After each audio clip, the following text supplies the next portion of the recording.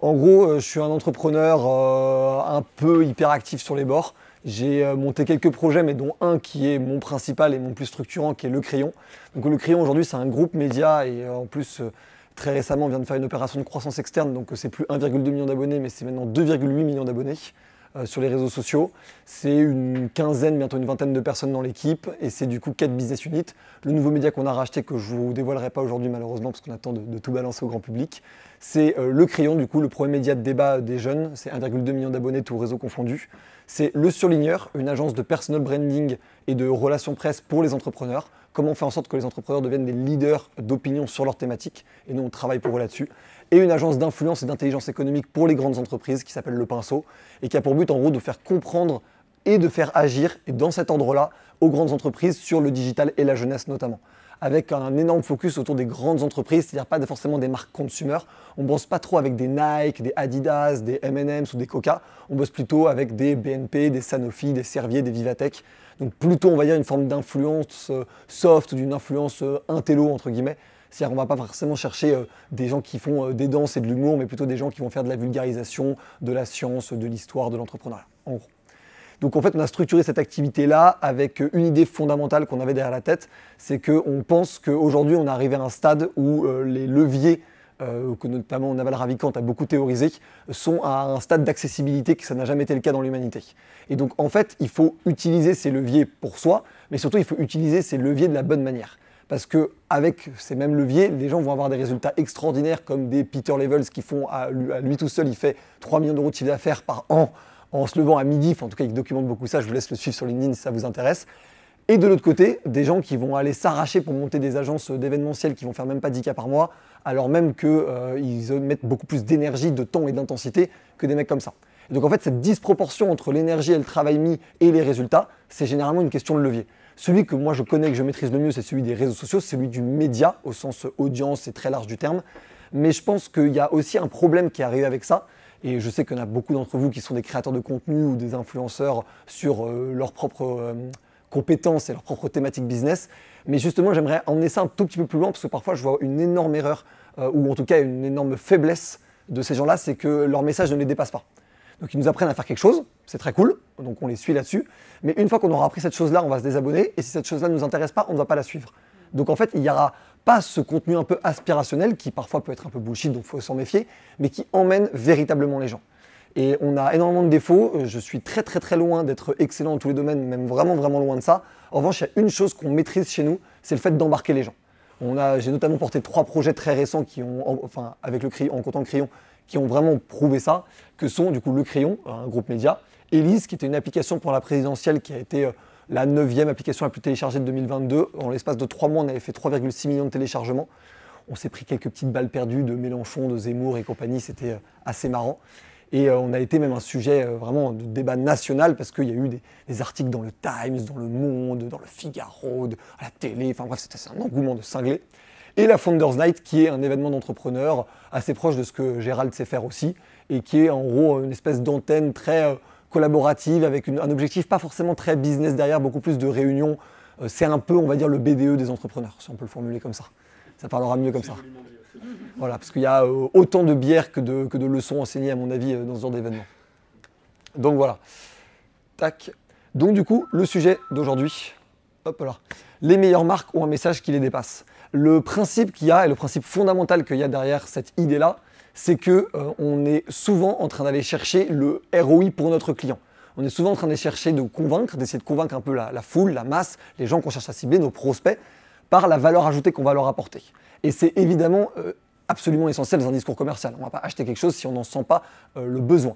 Sauf qu'en fait, et c'est Steve Jobs, donc je ne réinvente rien là-dessus, qui l'avait lui-même théorisé, qui avait été un des premiers à vraiment le mettre sur la table, qui était que le marketing était à propos des valeurs. Aujourd'hui, et je pense qu'on regarde absolument les bureaux là, on peut le voir, il n'a pas eu besoin de nous expliquer pourquoi le Mac était utile.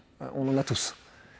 Sauf qu'en fait, il n'a pas dit le Mac c'est vraiment utile parce que vous allez pouvoir faire des jolis dessins sur PowerPoint et vos présentations, des montages sur Final Cut. Il vous a surtout dit pensez différemment. Et donc en fait, il a vraiment créé un mouvement, véritablement. Et un mouvement, c'est très puissant parce qu'en fait, au lieu de partir de la marque vers la personne, c'est l'inverse que ça produit. On part de la personne vers la marque. C'est-à-dire qu'en fait, le penser différemment, on pense que c'est Apple qui nous l'indique, qui nous le dicte même. Mais en fait, ça vient de nous, qui nous identifions en fait qu'on pense différemment, et que nous, on dit, ok, j'aspire à penser différemment, donc j'aspire à aller vers cette marque. Donc c'est un marketing en fait qui crée littéralement de la traction. C'est je vais vraiment faire ce mouvement de je vais aller atteindre, je vais aller chercher la marque. Et c'est vraiment important de comprendre cette philosophie-là derrière, parce que c'est cette philosophie-là qui permet de drainer en fait des mouvements qui sont bien supérieurs aux efforts marketing que vous produirez. Notamment parce qu'en fait ce sont des mouvements qui créent un bouche à oreille absolument énorme. Ça crée des clans, il y a le marketing de tribu de Seth Godin, mais bon j'y reviendrai un peu après. Et en fait cette logique de clan, cette logique d'aspiration, c'est quelque chose de très profond, c'est quelque chose de très transcendantal. Et dans une époque où la religion est quand même vraiment reléguée au second plan, où même les croyances dans les nations sont un peu effritées et tout ce qui va avec, le fait d'avoir des grandes entreprises ou des individus qui portent des messages qui les dépassent, ça permet de combler ce manque qu'on a au XXIe siècle dans une société surtechnologisée, ultra interconnectée, de pouvoir avoir un peu de transcendance en soi, même si jamais aujourd'hui cette transcendance passe par du marketing, passe par des entreprises, passe par des produits, passe par du contenu ou autre. Je précise que je fais cette conférence beaucoup basée sur les personal branding parce que je me suis dit que ça serait probablement beaucoup plus utile pour vous, mais toutes ces mécaniques-là s'appliquent exactement de la même manière à des marques. Si ce n'est le fait que ça enlève l'incarnant en tant qu'humain, mais ça met un incarnant en tant que logo. On en revient à Apple. Donc voilà, I have a dream. Faut avoir un rêve. En fait, c'est vraiment important de comprendre ça parce que c'est, je pense, la racine même de cette logique-là. Il y a un gars dans les années 60 aux États-Unis qui se dit tiens, en fait, on va aller faire probablement des plus grands coups politiques de la deuxième moitié du XXe siècle. Faut comprendre qu'à l'époque, il y a peu de télévision chez les gens. Enfin, vraiment, c'est 1/10 de la population qui ont des télés à cette époque-là. La radio est assez démocratisée, mais c'est assez faible. Les médias sont très lents. Entre le moment où il se passe quelque chose à New York et le moment où quelqu'un du Minnesota entend parler, il peut y avoir 3-4 jours de délai. Il faut comprendre ce que c'est 3-4 jours de délai. Aujourd'hui, on a la news dans la minute. Et évidemment, les réseaux sociaux, Internet, tout ce qui est avec, n'existe pas. Et pourtant, quasi personne aujourd'hui n'est capable de réunir 250 000 personnes sur une place.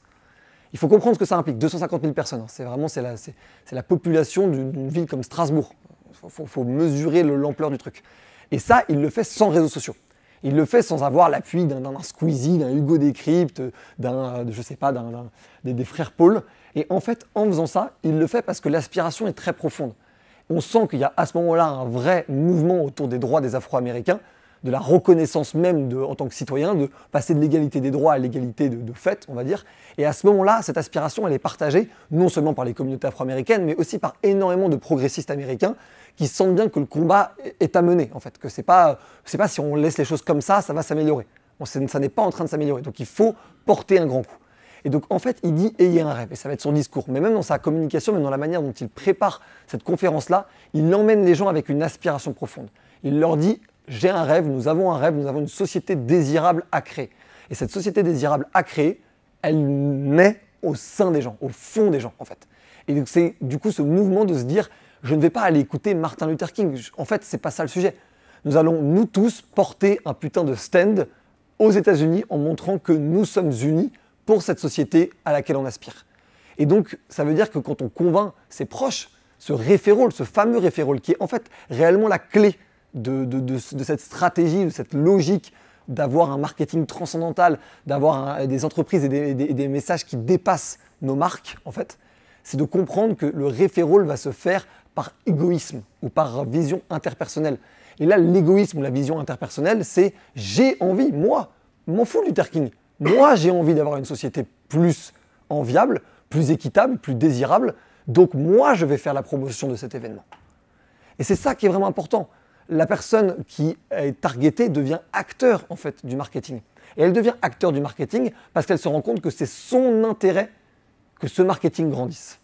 Et c'est pour ça que je parle que les grandes marques ont un message qui les dépasse. Et ça va être toute la thématique de cette conférence. C'est parce qu'en fait, à partir du moment où votre message vous dépasse, il devient porté par d'autres personnes. Et pour vous donner un ordre d'idée qui peut être, à mon avis, beaucoup plus facile à mémoriser, si jamais un message ne peut être porté que par le leader, c'est une secte. Si un message peut être porté par n'importe qui, c'est une religion. Et c'est important de comprendre cette différence-là, parce que même dans les boîtes, on va pouvoir retrouver un peu cette logique-là. Si on prend l'exemple, je ne sais pas, on va dire du rap, par exemple, il va y avoir des rappeurs extrêmement sectaires, comme des Freeze Corleone, par exemple, qui vont vraiment avoir ce message de « c'est mon clan, c'est moi qui dicte, personne ne peut parler, on va dire, en mon nom ou dans le nom du clan ». Du coup, il va garder ça vraiment pour lui, où il va y avoir par exemple je sais pas, un Gradure qui avait parlé de Cheguet, ou qui emmenait vraiment pour le coup lui tout le quartier à se rebeller et à aller avec lui dans sa rébellion. Et donc du coup il y en a un qui sectorise, qui renferme, et il y a l'autre qui ouvre complètement. Et celui qui ouvre complètement, il a un message qui le dépasse. Si j'avais demandé aux gens ce qu'ils voulaient, ils m'auraient répondu des chevaux plus rapides. Encore une fois, dans la logique de ayez un rêve.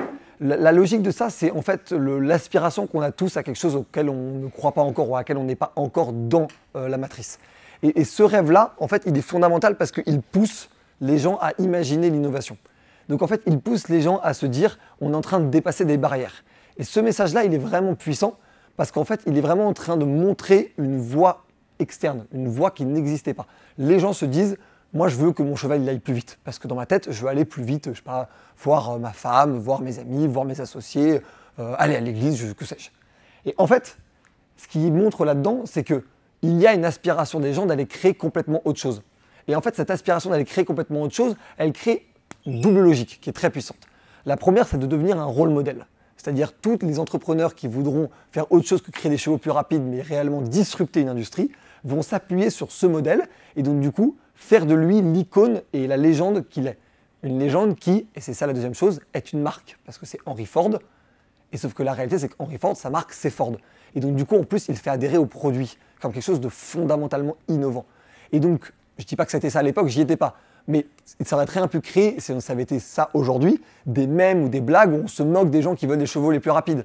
Et on crée une scission en disant moi je suis du côté de ceux qui veulent des voitures. Vous voulez des chevaux plus rapides, vous êtes dans le passé, moi je suis dans le futur. Et cette logique-là, c'est de se dire que c'est moi qui veux être dans le futur. Je m'en fous de Henry Ford. Lui, il me donne juste l'autorisation et l'accès au futur. Et c'est ça qui est vraiment fondamentalement différent. C'est que lui me donne un accès vers quelque chose à laquelle moi j'aspire. Son message, je le dépasse parce qu'il ne dit pas mes bagnoles sont les meilleures. Il dit les gens veulent des chevaux plus rapides, moi je fais des bagnoles. Et il y a cette scène extraordinaire dans Mad Men, je ne sais pas pour ceux qui ont regardé la série, c'est une série sur des publicitaires dans les années 60. Et ils ont un cas pratique avec Lucky Strike. En gros, c'est la première fois que l'agence de santé américaine interdit aux mecs qui vendent des cigarettes de vendre le fait que les cigarettes permettent d'avoir une bonne santé. Ça paraît fou aujourd'hui quand on le dit comme ça, mais il y a vraiment un moment où on pouvait vendre des cigarettes en disant vous aurez vraiment une meilleure santé si vous fumez des clopes. Ça paraît pas fou aujourd'hui comme ça, mais pourtant c'était le cas.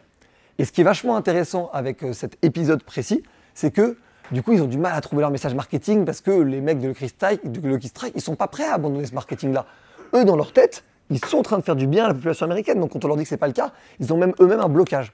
Et donc du coup, le personnage principal, qui s'appelle Don Draper, il arrive avec cette phrase légendaire, cette scène légendaire où il dit mais en fait, comment vous faites votre tabac? Donc eux, ils disent bah on prend le tabac and when we toast it. Donc on le toast comme on ferait un putain de toast en pain de mie. Et donc du coup, il dit mais c'est ça en fait votre message marketing. Lucky Strike, virgule, it's toasted. Et il dit mais je comprends pas, d'accord, mais enfin tout le monde le fait. Tous les mecs qui font tabac, ils disent non, eux ils font des clopes. Vous, it's toasted. Et en fait, c'est pour comprendre que le message n'est pas je ne suis pas en train de dire que votre message marketing est forcément une révolution du produit que vous consommez. En fait, c'est une révolution de la perception que vous allez créer des gens de votre produit. Et deux produits qui peuvent être très similaires, Samsung et Apple. Enfin, je suis désolé de le dire, moi je suis un grand fan d'Apple, mais les produits ne sont pas très très différents. Enfin, quand on regarde un Nokia et un iPhone, oui, là, ok, d'accord, il y a un vrai gap technologique. Entre Samsung et Apple, bon, c'est comme du pareil au même, c'est le même genre d'application. Mais il y en a une qui a une perception bien supérieure parce qu'on pense différemment, parce que c'est un objet de lifestyle, parce que le design, parce que ça renvoie une image de nous qui émane de nous-mêmes. Et c'est pareil pour le It's Toasted où tout d'un coup on a l'impression de refumer un truc qui est sain. Parce que c'est comme notre petit toast au petit déjeuner, quoi, en fait. Notre toast au petit déjeuner, puis on s'allume une Lucky Strike. Là où les autres marques, ah non, bah, les autres marques elles tuent des gens. Eux c'est Toasted. Et donc c'est comme ça qu'on retourne une perspective, parce qu'en fait on retourne la perception. Et on n'est pas forcément en train de changer le produit, on est en train de changer la perception. Et je vous épargnerai tout ce discours là-dessus parce que je le trouve trop complexe et parfois un peu bullshit, mais il y a même eu des études placebo pour montrer que des produits étaient plus appréciés à partir du moment où on les brandait plus cher ou avec un meilleur storytelling. Et ça, si vous êtes déjà allé dans des restos un peu typiques en Italie et tout, parfois vous vous retrouvez avec des chefs qui vous décrivent les pâtes comme si c'était une révolution en disant mais ces pâtes-là, ma mère elle les faisait quand on était petit, que je m'étais fait mal en jouant au foot et puis là elle me les faisait et ça allait mieux. Et puis là on bouffe les pâtes en mode mais c'est incroyable et tout, moi aussi je vais mieux et tout. Si vous nous avez dit c'est des pâtes de merde, je les ai fait réchauffer, mais non, ferme ta gueule, je suis pas sûr que j'aurais eu la même impression sur les pâtes. Et c'est ça en fait le sujet. On veut un futur où l'on s'attend à ce que des choses s'améliorent, pas un futur où on craint que tout s'empire. Je pense que dans cette logique de les grandes marques ont un message qui les dépasse, on a un peu notre syndicaliste en chef de ce mouvement-là, en tout cas actuel, parce que c'est justement un des mecs qui a, je pense, le mieux compris ça. Et c'est d'ailleurs assez difficile, mine de rien, de le faire, parce que comme il est sur 5 grosses entreprises majeures, c'est très compliqué de réussir à créer un marketing commun entre ces 5 boîtes. On a quand même une dans les réseaux sociaux, une dans le spatial, une dans l'internet, une dans le transhumanisme et une dans les bagnoles. Pas exactement les mêmes industries, mais il réussit à créer un tronc commun à ça, c'est le futur désirable. Et pourquoi c'est vachement intéressant? C'est vachement intéressant parce qu'en fait, on aspire tous à un futur désirable, à moins d'être un peu cinglé, on aspire quand même tous à un futur désirable, et qu'aujourd'hui, on a un discours ambiant qui est complètement l'inverse. On a un discours collapsologue, je ne dis pas que tout ce discours-là n'est pas fondé, hein, mais on a aujourd'hui un discours collapsologue, très anxiogène, et si on écoutait les news et les informations, on a l'impression que le monde va plus mal aujourd'hui qu'il n'est jamais allé. C'est pas vrai. Factuellement, et toutes les études le démontrent, on vit dans une bien meilleure époque que toutes les époques confondues de l'humanité. Avec un petit mais, c'est que la crise climatique pourrait remettre tout ça en question bien pire. Mais en enlevant ce paramètre-là qui est très important, mais il y a moins de pauvreté, il y a moins de non-éducation, enfin tous les chiffres de développement sont quand même largement en hausse, y compris dans les pays très pauvres. Et pourtant, on a un discours ambiant, légitime avec le changement climatique, mais extrêmement anxiogène, qui globalement nous indique, et si on écoutait certains représentants politiques, franchement assez sérieux pour certains d'entre eux, globalement on serait en mode décroissance, sobriété heureuse, et puis en gros ukulélé et feu dans les bois. J'exagère à peine. Et ce truc-là, il y a un mec qui se dresse, en plus avec la légitimité qui est la sienne d'entrepreneur, et qui dit non, on a un futur désirable à construire. Et ce futur désirable à construire, voici où est-ce qu'on peut aller. Des voitures autonomes, la colonisation de Mars, l'augmentation de notre intelligence, l'Internet partout et mondialisé, des plateformes d'expression totalement libres. C'est désirable, en tout cas sur le principe. Et c'est désirable parce que cela part de nous-mêmes et qu'on a envie que les choses s'améliorent. Et comme on a envie que les choses s'améliorent, on pense que si on achète Tesla, les choses s'améliorent. On pense que si jamais on est sur Twitter, les choses s'améliorent. Parce que la personne, la marque, certes Elon Musk, mais même les marques qu'il construit, donnent cette sensation profonde qui vient de nous-mêmes de si je suis ce mec-là, si jamais je pousse, si je mets ma consommation vers ce mec-là, les choses s'amélioreront parce que je financerai un mec qui va dans une direction qui me plaît. C'est comme si, en fait, par ma consommation, je votais pour un leader politique. Ça revient à peu près au même mécanisme. Et c'est vraiment important de comprendre cette logique-là parce que cette rhétorique dont je vous parle, c'est une rhétorique. Mon média, Le Crayon, est un média de débat, donc avec beaucoup de sujets de société, y compris politiques. Et on le voit bien que les politiques ont un discours qui est plus engageant que les entrepreneurs. Parce qu'il est moins centré autour d'eux. Le politique, par définition, il pense à l'autre. Et je pense que les entrepreneurs ont énormément à prendre de cette leçon-là. Parce que mine de rien, les politiques, ils doivent être aimés ou au moins plébiscités par des centaines de milliers ou des millions de personnes s'ils veulent ne serait-ce qu'à avoir une chance d'exister sur la scène nationale. Et de l'autre côté, on a des entrepreneurs qui sont là globalement en disant moi, mon produit, il est meilleur que le voisin parce que A, B, C, D, E, F, G, et puis d'ailleurs, fonctionnalité Y que vous avez oublié. Ouais, on l'a oublié, du coup. C'est vraiment ça le truc, on l'a complètement oublié. Parce qu'en fait, je m'en fous de ces fonctionnalités-là. Parce que si jamais je veux acheter ton produit, c'est que j'ai plus ou moins compris qu'il va m'être utile. En revanche, si tu arrives à me le vendre en augmentant ma perception de moi-même, en me le vendant, là, tout d'un coup, je suis vachement plus intéressé. Si jamais tu me dis c'est le produit des grands entrepreneurs, moi, j'ai cette aspiration profonde d'être un grand entrepreneur. Donc, je vais pouvoir aller aspirer vers ça. Me dire que je vais faire x5 sur mon chiffre d'affaires, beaucoup de gens le disent, combien le font vraiment? Je peux en douter de ce discours-là. Me dire les grands entrepreneurs comme ceux-là qui ont déjà été mes clients le font parce que mon produit ou mon projet ou mon programme ou mon business, c'est un business pour les grands entrepreneurs, j'achète ça pour être un grand entrepreneur. Après, la valeur du produit, probablement que si tu fais payer ça cher, il y a de la valeur, j'espère en tout cas. Ça devrait être la base. Mais le marketing, il va être autour d'un message qui les dépasse. Les grandes marques ont un message qui les dépasse. Et Elon Musk, il a un rêve et ce rêve, il nous emmène. Après, une fois que vous avez eu un rêve, que vous avez votre rêve d'avoir un monde meilleur, de réunir les grands entrepreneurs, le mien par exemple sur le surligneur, faire en sorte que les leaders d'opinion de demain soient beaucoup plus régulièrement des entrepreneurs que des militants, des politiques, des artistes. Une fois que vous avez ce rêve, il faut emmener les gens. Comment on emmène les gens à faire en sorte que du coup par exemple pour le surligneur, les entrepreneurs soient les leaders d'opinion ou parmi les leaders d'opinion de notre pays? On emmène les gens parce que c'est notre projet. Et en fait, c'est vraiment important de le comprendre parce que cette phrase-là, je la trouve extrêmement symbolique. Elle a beaucoup tourné parce que la séquence est un peu kitsch, mais la réalité, c'est qu'elle est vachement maligne, cette séquence. Parce que c'est pas son projet.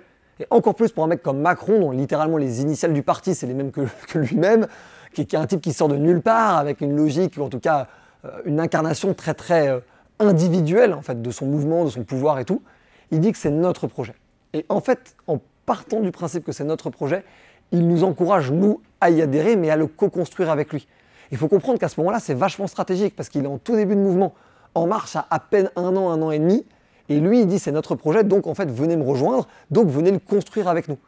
Et ça, c'est un truc que vous pouvez faire si vous êtes au début de votre activité, si votre activité n'a pas 10 ans ou 15 ans d'existence, si vous êtes encore dans les 3 voire 5 premières années, de se dire c'est notre projet, vous pouvez m'aider à le construire. Ce qui peut être en partie faux, on va dire ok, vous, votre base, vous n'allez pas la bouger. Mais en revanche, il y a des choses incrémentales que vous pouvez modifier et que vous pouvez construire avec les gens.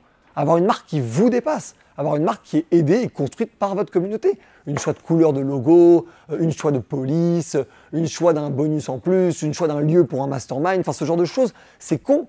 Mais du coup, si jamais moi j'ai choisi, et si jamais Gérald il me dit ouais, bon, on va faire le truc à la Tour Montparnasse ou est-ce qu'on fait ça au Ritz et je lui dis Tour Montparnasse, bah tout d'un coup j'ai une espèce de biais de cohérence où je suis content d'y aller. C'est ma décision aussi en fait. Même si jamais en fait on est 300 à avoir voté, ce qui est beaucoup, parce que du coup en fait je vaux 1/300e des voix, bah en fait c'est ma voix, c'est ma décision aussi. Ça dépasse Gérald, parce que ça part de moi, et ça émane de moi.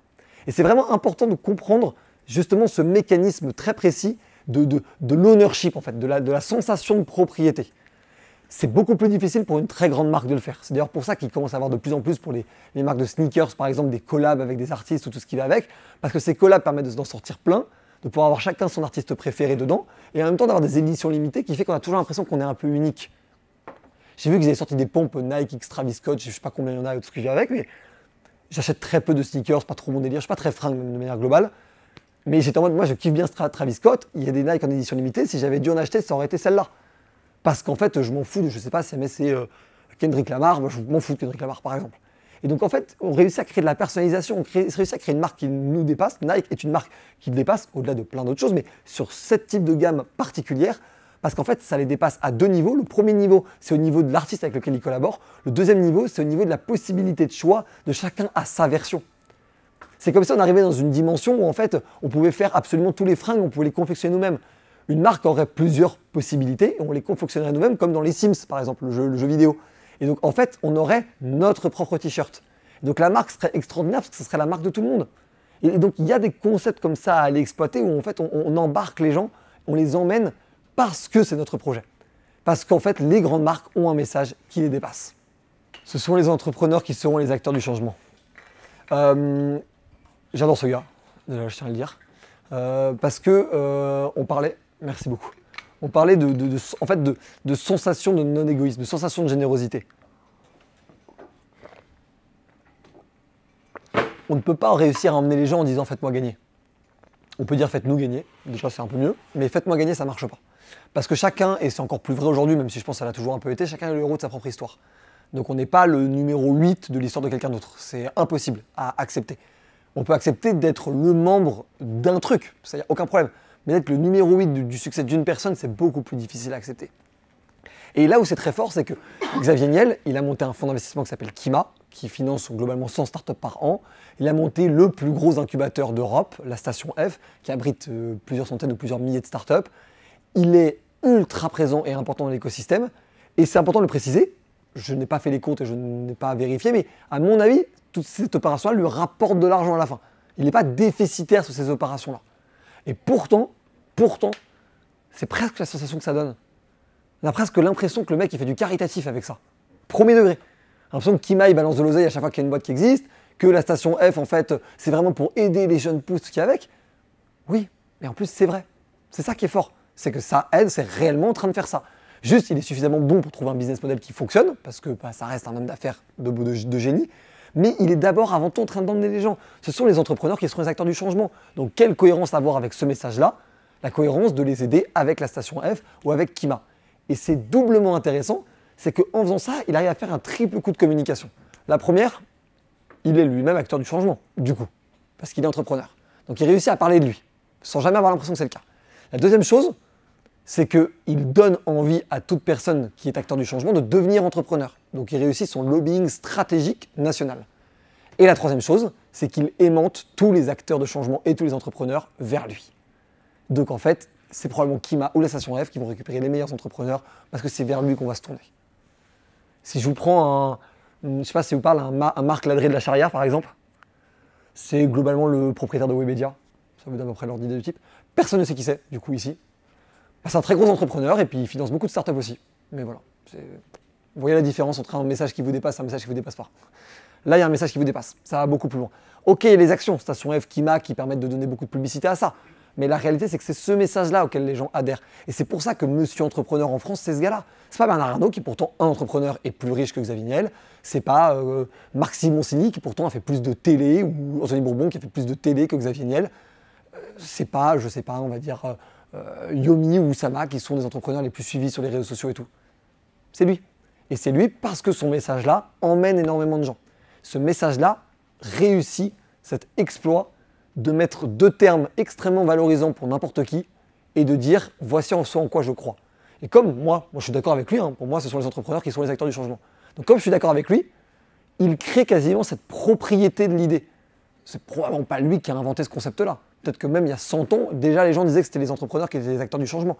Mais en faisant de lui ou de sa boîte, c'est pour ça que je dis là, j'ai vraiment fait personal branding, mais on pourrait faire la même chose avec une entreprise.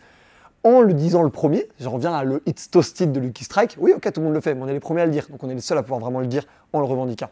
Il devient le porte-drapeau de ça. Donc si vous voulez, vous, devenir cette personne qui attire tout le marché de votre niche ou de votre thématique ou de votre industrie vers vous, devenez le message que les gens de votre industrie, que vos prospects ont envie d'incarner. Si jamais vous êtes par exemple dans le business des coachs, parce que je sais qu'il y en a un ou deux dans la salle qui sont là-dedans, faites en sorte de valoriser les coachs.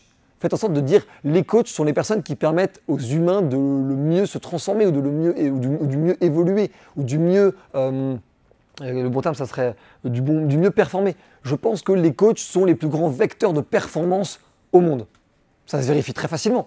Tu peux prendre des exemples comme Guardiola, tu peux prendre des exemples comme Philippe Lucas, le coach de la nageuse Laure Manodou. On peut prendre Patrick Moratoglou, le coach de tennis. Ça se vérifie. Ces coachs-là sont ceux qui permettent les plus grandes performances. Donc ça, preuve, ça existe. Je prends l'exemple des coachs, mais preuve, ça existe. Deuxièmement, pourquoi vous n'en avez pas? Je croyais que vous étiez un haut performeur. Vous n'êtes pas Novak Djokovic, vous n'êtes pas Laure Manodou, vous n'êtes pas Cristiano Ronaldo? Je comprends pas. Ah si, vous l'êtes, d'accord. Donc il vous faut un coach. Et après, derrière, nous sommes le coach des coachs les plus performants du marché du business français. Et donc du coup, on réussit à créer un marketing extrêmement cohérent parce qu'en gros, on crée quelque chose qui existe, dont on sait tous être vrai. Les grands coachs ont fait des grands performeurs. Et après, derrière, juste, on le met une stade du dessous en disant oui, bon, je ne suis pas non plus Djokovic, je n'étais pas non plus Guardiola, mais on peut s'en rapprocher. On peut s'en rapprocher. Est-ce que le Crayon, qui est une activité, est un acteur de changement majeur en France? Bah, pour l'instant, non. J'aurais pas la prétention de le penser. J'espère que oui, un jour. Je me bats pour. Mais en tout cas, j'adhère à ce message-là. Parce que j'aime cette image de moi-même. J'aime cette image qu'on me renvoie d'être un acteur du changement parce que je suis entrepreneur. Et donc, ce message-là dépasse la marque de Xavier Niel. Et il en bénéficie au passage. Les gens ont besoin de si peu d'encouragement pour faire de grandes choses.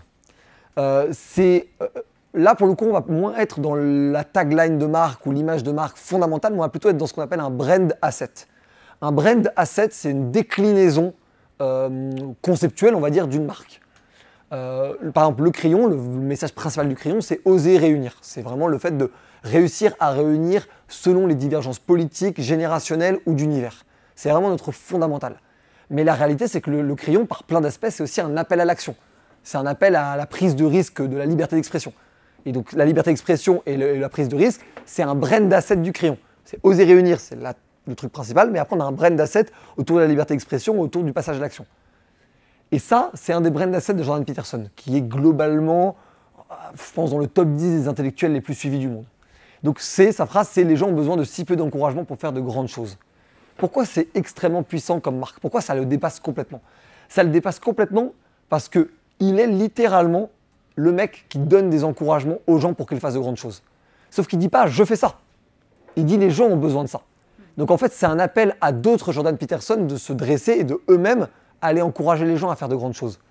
Donc en fait, en faisant ça, il a un message très B2B. Il pourrait le tourner comme un message très très B2B. Si jamais, n'importe quoi, Jordan Peterson montait un programme pour devenir une forme de Jordan Peterson sur d'autres domaines que la psychologie et la psychiatrie, si jamais c'était par exemple, je sais pas, sur le sport, sur la nutrition, sur la philosophie, sur d'autres choses, il mettrait ça comme putain de tagline de son programme de mastermind ou de formation. Les gens ont besoin de si peu d'encouragement pour faire de grandes choses. Je ne vous encourage pas à être, on va dire, intellectuel, youtubeur, grand public pour gagner plein d'argent. Non, je vous encourage à le faire parce que les gens ont besoin de si peu d'encouragement pour faire de grandes choses. Et en fait, c'est ça la fondamentale. C'est qu'en fait, on pense que c'est des taglines philosophico-politiques un peu bullshit, mais ce n'est pas le cas en fait. C'est des messages marketing fondamentaux parce qu'en fait, ils se basent sur des besoins fondamentaux. C'est juste qu'on n'est plus dans le détail. Si vous êtes dans le B2B grand compte dans la tech, je suis d'accord que ce que je vais vous dire n'est probablement pas la conférence qui vous changera votre business. Parce que c'est tellement technique que là, pour le coup, c'est vraiment juste un audit très précis de qu'est-ce que vous faites, qu'est-ce que votre concurrent fait et qui on va choisir. Mais dans tout business qui va toucher à une forme de public plus large, où vous allez pouvoir attirer plus de gens que vous ne connaissez vers votre business, c'est comme ça qu'on emmène les gens. Les gens ont besoin de si peu d'encouragement pour faire de grandes choses parce que les grandes marques ont des messages qui les dépassent. Et ça les dépasse parce qu'il ne dit pas « moi j'encourage les gens, du coup ils font des grandes choses ». Il ne dit pas ça.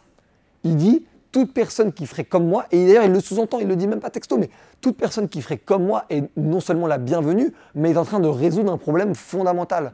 Et quand on résout un problème fondamental, en entrepreneuriat, moi j'appelle ça gagner de l'argent. Et c'est ça en fait le truc. C'est qu'au lieu de se baser sur des besoins extrêmement techniques qui existent et qui peuvent être très lucratifs, cette logique d'avoir un message de marque qui dépasse la marque, c'est en fait logique de se baser sur un besoin beaucoup plus fondamental, beaucoup plus universel, d'essayer d'aller à la source du besoin. Et d'ailleurs, c'est vraiment important de se dire, les gens ont besoin de si peu d'encouragement pour faire des grandes choses, on pourrait monter 1000 business avec une phrase comme celle-là. Donc n'ayez pas peur de se dire « ouais, mais ma phrase, elle est trop globale, elle ne correspond pas exactement à mon projet, à mon produit ». Oui et non, les gens ils se doutent bien que si jamais ils sont en train d'acheter, je ne sais pas, un service d'accompagnement marketing, ils se doutent bien qu'ils ne vont pas arriver avec une gaufre Nutella à la maison. Ils le savent, faites confiance aux gens, ils le comprendront. En revanche, vous pouvez potentiellement avoir le même message qu'une gaufre Nutella. Parce que peut-être que vous apportez la même chose. Et ce n'est pas important que votre message soit extrêmement précis dans ce que vous inspirez aux gens. Ce qui est important, c'est que votre offre soit très claire. Et là, oui, votre offre, pour le coup, extrêmement claire, extrêmement valeur ajoutée, value proposition, tout ce qui va avec, bien sûr que oui, 1000 fois oui. En revanche, votre message que vous incarnez, ce que vous portez comme vision, ce n'est pas la valeur fondamentale que les gens vont faire sortir de votre programme. Ça, c'est sur votre offre. C'est ce à quoi ils aspirent de profond. Qu'est-ce qu'ils veulent faire? Est-ce qu'ils veulent faire des grandes choses? Est-ce qu'ils veulent être des acteurs du changement? Et ça, c'est vachement plus intéressant. Donc, vous avez un rêve, vous emmenez les gens, et après, vous prouvez sur le terrain. L'entrepreneuriat, c'est un sport collectif. Ça, c'était l'image de la 3e Founders Night qu'on avait fait à la Cigale. 3e événement. Premier événement, sous-sol d'une salle d'escalade. 2e événement, une espèce de bar désaffecté dans une chapelle. 3e événement, la Cigale, où sont passés les Rolling Stones, Billie Eilish, Ed Sheeran, enfin bref. On était très fiers. En 3 épisodes. Pourquoi on a fait ça en 3 épisodes? Parce que la Founders Night, c'est pas fait des... ça pourrait être, d'ailleurs, on aurait pu dire à la Founders Night, vous allez rencontrer des gens qui vont vous permettre de faire x2 sur votre chiffre d'affaires. Ouais, non, c'est déjà difficile à prouver. Et surtout, vous avez vraiment envie d'aller à une soirée parce qu'on vous dit ça? Non, l'entrepreneuriat est un sport collectif. Ah ouais, moi je suis d'accord. Moi en plus je suis fan de rugby, donc je comprends tout de suite. Et puis moi l'entrepreneuriat, j'ai plein de potes. Ah ouais, mais moi en plus j'ai mon club de potes, on discute quand entrepreneur. Donc du coup on adore ça et tout ce qui va avec. Ah oui, mais moi de toute façon, je suis très famille, moi chez moi, donc évidemment. Donc là on parle à des choses beaucoup plus profondes. Oui, vous allez potentiellement faire x2 sur votre chiffre d'affaires. Oui, vous allez potentiellement rencontrer des gens avec qui vous allez faire du business, créer des relations, créer des partenariats, tout ce qui va avec. Oui, vous allez potentiellement apprendre des leçons qui vont changer votre business, parce qu'il y aura des entrepreneurs qui seront 10 fois au-dessus de là où vous êtes vous aujourd'hui. Mais ce n'est pas ça ce que nous, on pense. Ce qu'on pense, c'est que l'entrepreneuriat est un sport collectif. Et c'est ça auquel les gens adhèrent. Et encore une fois, hein, on n'a pas dit Marley, Martin et Valran veulent créer du collectif dans l'entrepreneuriat. On s'en branle de nous. Nous, on crée du collectif. Et on fait en sorte que toutes les personnes qui aspirent au collectif puissent venir ici. Et c'est même, et c'est là que ça peut être intéressant, c'est même un petit peu plus piquant que ça parce que vous voulez pas aller à la Founders Night? Ah ouais, donc t'es un peu perso toi, t'es pas très collectif toi.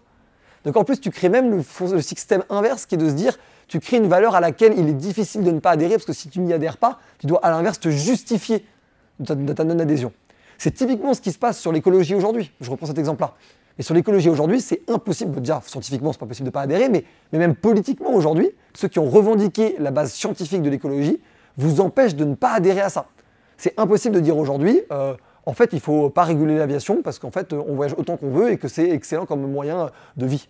Parce que la base scientifique est trop lourde sur vos épaules. Donc vous devez vous justifier de ne pas adhérer à des choses évidentes du style, il faudrait que 4 voyages d'avion par an par personne. C'est des trucs qui commencent à monter réellement comme sujet.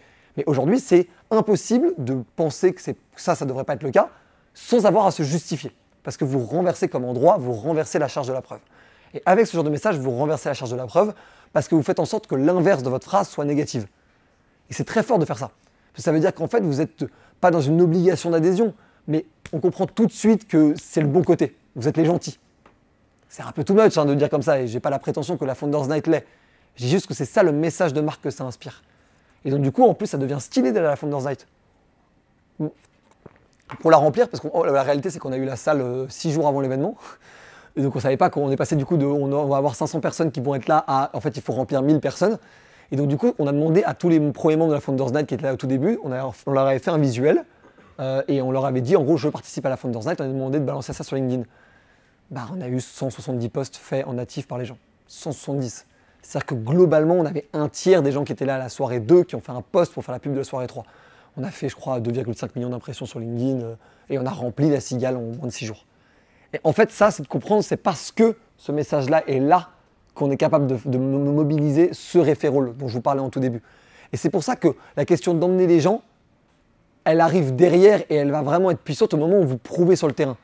Vous nous avez fait confiance dans un sous-sol d'escalade et dans un bar un peu miteux désaffecté, on arrive à la cigale. Donc maintenant, c'est à vous de répondre présent. Et c'est comme un rapport qu'on aurait entre, je ne sais pas, un patron et ses employés. Moi, là, typiquement, je viens de terminer une levée de fonds et un rachat de boîte. Ça faisait 3 mois que j'étais dessus, c'était ultra éreintant, ultra difficile, peut-être un des trucs professionnellement les plus difficiles que j'ai fait de ma vie. Quand je suis revenu et que je suis arrivé avec les bonnes nouvelles face à mon équipe, je leur ai dit, j'ai fait mon truc, maintenant on y va, tu vois. Parce que j'ai prouvé sur le terrain. Et donc maintenant, à eux, quand ils regardent leur boss, ils sont en mode, ok, donc en fait, genre, c'est solide en haut.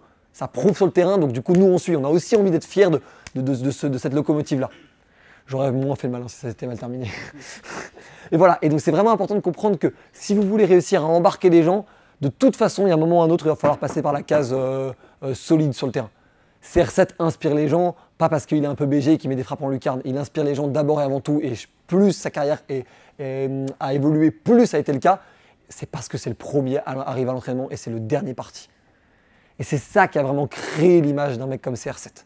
Beaucoup plus individuel, beaucoup moins inspirant, tout ce qu'il y a avec, mais CR7, il pourrait dire « je suis le meilleur joueur du monde », moyennement inspirant, même si en vrai c'est stylé, à « j'aurais pu ne pas être le meilleur, mais j'ai bossé comme un dingue, virgule, tout le monde peut l'être ». Et là, tout d'un coup, nous aussi on peut l'être.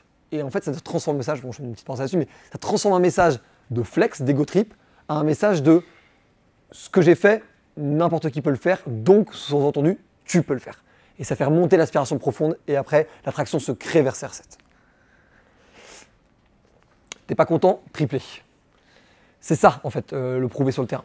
Le prouver sur le terrain, c'est de vraiment comprendre la fondamentale que, à la fin, les gens se souviendront des grands moments, des grandes démonstrations. Et parfois, les grandes démonstrations peuvent être beaucoup plus puissantes qu'un marketing régulier et bien exécuté. Et je le dis parce que on est dans une société où le marketing est devenu tellement qualitatif, tellement précis, avec des gens de tellement bon niveau. Vraiment, il faut qu'on mesure aujourd'hui le niveau dans lequel on est arrivé dans le marketing digital, dans le ciblage, que ce soit par rapport aux outils, donc le Facebook Manager, le SIA, le SEO, tout ce qui est avec, ou par les agences ou les freelances qui l'exécutent. Il y a vraiment un très haut niveau. Mais l'être humain reste l'être humain. Et qu'une soirée où on remplit la cigale comme un groupe de rock alors que c'est une soirée entrepreneuriale, ça marque.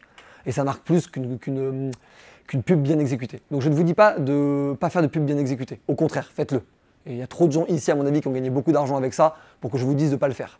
Je vous dis juste que de temps en temps, si vous voulez faire en sorte que votre entreprise ait un message qui dépasse votre marque, si vous voulez que votre marque soit dépassée par ce que vous portez, il y a des moments où il faut prouver sur le terrain. Et prouver sur le terrain, ça ne sera pas en exécutant parfaitement votre marketing ou avec un peu de preuve sociale que vous avez été bon.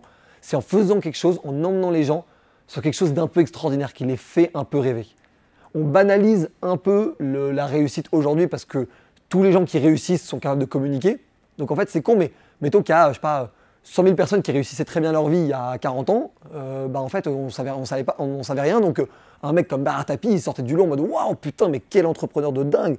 Aujourd'hui, n'importe qui réussit communique, et même ceux qui ne veulent pas communiquer, on communique sur eux. Donc, en fait, aujourd'hui, ces mêmes 100 000 personnes, elles existent aux yeux de tous. Donc, en fait, je ne vais pas dire que la performance a été banalisée, mais le fait d'être très bon n'est plus un argument si différenciant en soi. En fait, c'est presque devenu le service minimum. En revanche, si vous voulez faire en sorte que vous puissiez aller au-delà de ce truc-là, d'être un peu plus spécial, un peu différent, avoir un message qui vous dépasse, il faut prouver sur le terrain. Et prouver sur le terrain, ça peut être plein de choses, mais la plus fondamentale que c'est qu'est-ce que les gens qui vous suivent, que ce soit vos abonnés, vos clients, vos prospects, vos partenaires, qu'est-ce qui, eux, à quoi ils aspirent réellement. Et s'ils aspirent à une chose qui parfois peut être très différente du business et vous arrivez à y répondre avec un peu d'originalité, vous les aurez conquis dans le cœur. Juste prends l'exemple de Gérald. Tu fais des masterminds entrepreneuriaux et on est ravis d'être là et je trouve que c'est vachement intéressant. Mais je prends cette idée-là parce qu'on voit beaucoup d'entrepreneurs, aussi que certains que je suis sur les réseaux sociaux. Je pense qu'il y a beaucoup de gens ici qui sont assez fans de sport et potentiellement assez fans de dépassement de soi. Si tu faisais, je sais pas, un mastermind de 3-4 jours avec une journée entière où c'est que des trucs de conditions physiques, un peu durs, en mode parcours à la Ninja Warrior, ce genre de trucs, peut-être tu nous toucherais dans le cœur plus profondément qu'avec la conférence d'un entrepreneur qu'on aime tous. Parce qu'en fait, à ce moment-là, on est en mode, ok, on partage cette valeur de dépassement de soi, de combat, et après, on se pose même pas la question de si tes accompagnements sont qualitatifs, on le sait, c'est évident. Alors que pourtant, c'est pas lié. Les deux choses sont systémiquement pas liées. Et pourtant, c'est des choses qui nous emportent et ça nous transporte et on sait que c'est le bon truc. Parce qu'on sait que les valeurs qui sont partagées, la manière de penser, c'est la nôtre. Parce que si nous, on est dingue de ce truc de sport, de ce truc de combat, on se doute que l'accompagnement qu'on aura, il aura cette veine-là, il aura ces valeurs-là. Et c'est pour ça d'ailleurs que des cocas s'associent avec des grands sportifs et des grands événements sportifs. C'est qu'ils veulent absolument tout faire pour que le côté sport et coca puissent se rapprocher, même si dans le principe de base, c'est quand même un peu l'inverse. C'est une phrase que m'avait sorti le DG de Combini, qui est un de nos potes, qui s'appelle Irakli. Il nous avait dit « Les entreprises achètent l'image qu'elles n'ont pas ». Les grandes entreprises achètent l'image qu'elles n'ont pas. D'où le fait que plus une entreprise pollue, plus elle va s'entourer de gens écolos. Donc concrètement, prenons un petit use case avec moi-même. Donc voilà, tac, tac, tac. Voilà, ayez un rêve. La clé d'une société prospère est la réunion des gens dans le désaccord et l'action. C'est ma vision des choses, c'est mon rêve. Mais en gros, moi, mon rêve, c'est qu'on voit la diversité d'opinions comme une force et pas comme une faiblesse. Et que tout ce qui se rapproche d'une forme de fascisme entrepreneurial où en fait, il y a une personne qui décide et tout le reste exécute sans jamais réfléchir, je ne pense pas du tout que ça soit la manière de créer une société prospère. Et une société dans le sens de la société française, mais dans le sens de la société, une entreprise, quoi. Enfin, une société. Et ça, c'est vraiment ma vision des choses. C'est mon rêve, c'est ma vision du truc. Je pense que plus on est capable de s'entourer de gens très différents, plus on capte un nombre d'informations différentes, plus on a une forme de carte du monde extrêmement éclairée qui nous permet d'avoir beaucoup plus de possibilités, beaucoup plus de créativité et beaucoup plus de solutions au moment où on a des problèmes qu'on ne connaît pas. Évidemment tributaire de mon industrie, médias, communication, influence, B2C, très B2C, mais c'est ma vision des choses. Je suis un obsédé de psychologie humaine et de fulloscopie, c'est un truc qui me passionne. Et ce que j'ai compris, c'est que dans ma discipline, la meilleure manière d'être le meilleur, d'être le plus performant, d'aller le plus loin possible, c'est d'être extrêmement entouré de gens très différents. Et que c'est parce qu'on est entouré de gens très différents, c'est parce que je suis entouré de gens très différents que je suis probablement dans les moins de 30 ans, dans le top 10 des gens les meilleurs en opinion en France. Parce que je suis entouré de gens tellement différents, on a rencontré tellement de profils différents, que je suis capable de mapper un nombre d'idéologies, de visions du monde, des perspectives, d'ambitions, tout ce qui va avec. Et en plus, je l'ai fait dans le déclaratif, c'est-à-dire le média, et y compris dans le moins reluisant, c'est-à-dire la partie plus accompagnement personnel, construction de marque personnelle ou travailler pour l'influence des marques. Et je vois très très bien les deux mécanismes. Et donc moi, ça c'est ma vision. Donc j'ai mon rêve, j'ai ce message qui dépasse ma propre marque, parce que ça... pas moi, hein, d'ailleurs, hein, n'importe qui peut là s'entourer de gens très différents et puis construire sa société. Moi, c'est exactement ça que je défends. Mais après, il faut emmener les gens. Cela ne tient qu'à chacun d'entre nous de faire un pas vers l'autre et de créer une différence. Ça, c'est la manière dont je convainc les gens de réussir à faire ça. C'est de se dire qu'il y a juste un pas à faire pour aller parler à quelqu'un qu'on ne connaît pas et apprendre des choses qu'on ne connaît pas. C'est une vision qu'on pourrait trouver, à mon avis, enfin que je trouverais à mon avis très très semblable de la vision de on apprend des choses que la bouche fermée. C'est-à-dire qu'en fait, chaque personne a quelque chose à nous apprendre à condition qu'on pose des bonnes questions. Enfin, ce genre de rhétorique un peu bullshit et un peu facile, mais qui en reste néanmoins très vrai quand on est plutôt doué et plutôt, on a plutôt cette aspiration à aller creuser des idées, creuser des concepts. Chacun a un vécu suffisant et un monopole personnel de sa propre vie pour nous apprendre des choses pertinentes. Et c'est vraiment important d'avoir ça à l'esprit parce que cette vision-là, c'est d'abord, tac, une société prospère, c'est la réunion autour des gens dans le désaccord et l'action.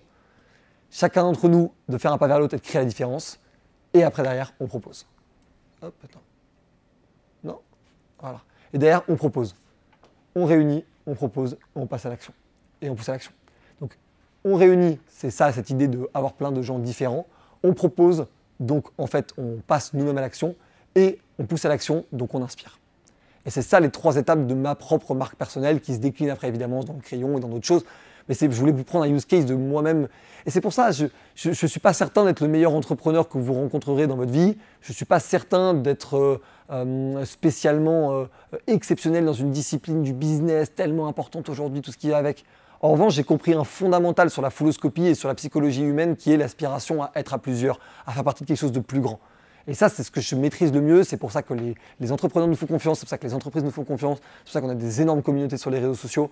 Et je prends juste cet exemple-là parce que moi, sur mes propres réseaux sociaux, je publie régulièrement, mais je ne suis pas trop influenceur, ça me fait un peu chier. Je suis le mec qui a moins d'abonnés de mes 3 autres associés.